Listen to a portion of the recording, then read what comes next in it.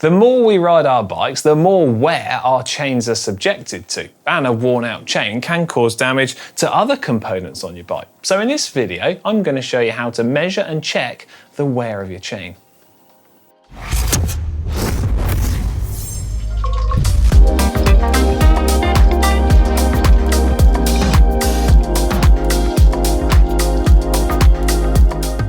As our chain becomes worn, it is in fact the contact points between the links, the pins and the rollers which wear away very slightly. And this gives the impression that your chain has stretched. And as such, a worn out chain will mesh very poorly with your chain rings and your sprockets at the back, which will cause accelerated wear on those components. And seeing as replacing our chain is far cheaper than replacing the whole lot, well, it makes sense to check your chain for wear and replace it as soon as it's worn. Now, fortunately, it's incredibly simple to check your chain. You're just going to need one tool, a chain checker. This is the Park Tools CC-2 chain checker, although there's lots of different variations out there, and it's a really handy tool to add into your toolbox. So these two pins here sit between a set number of links on your chain, and then they're measuring that distance between each of the pin compared to the chain how it is now as to when it was new. And it's measuring it in terms of the percentage of the length, which is longer than its original length. And as such, we've got measurements on here that range from 0.25% all the way up to 1%. Now for chains or bikes which have 10 gears or less, it's recommended to replace the chain when it reaches 0.75% longer than its original distance or measurement. For chains which are 12 or 11, 12 and 13 speed, you should replace them at 0.75. And for single speed bikes, it's recommended that you can change your chain when it reaches 1% stretch.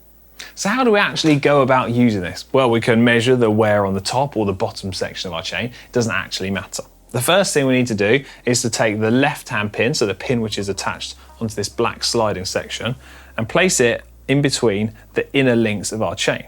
And then as such, the right-hand pin will slot into place. It should go relatively easily, there's no need to force it. If you're having difficulty, it might be that you haven't got the tool set to 0. We can then apply a little bit of force and slide gently the little black slider until we meet a little bit of resistance. There's no need to force it, it should only take a little bit of movement.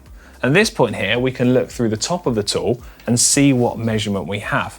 And I can see on my bike, I've got a relatively new chain and it hasn't yet reached 0.25% wear. We can take the tool off and then we can see exactly the reading that I have. Now I've just moved it slightly, but I can see that it was at 0.25, which means there's plenty of life left in this chain. And simply use that indicator to decide how worn your chain is. And as such, once it's surpassed the point that's recommended by the manufacturers, you should replace it. Otherwise, we then run into the risk of damaging and wearing out some of those other components.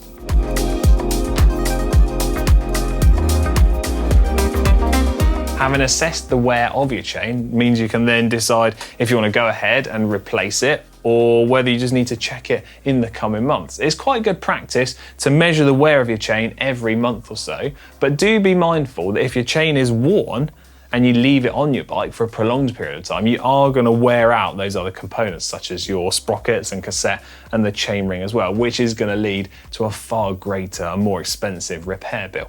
So as I said, it's good practice just to check your chain every month or so, and it's a neat little tool to have tucked away ready to use. Hope you enjoyed this maintenance video and found it helpful. If you have, please let me know in the comments section down below, and I'm keen to hear what sort of distance and mileage you get from all of your chains. It could be miles or kilometers. So let me know in the comments section down below. And for more maintenance videos like this, subscribe to GCN Tech.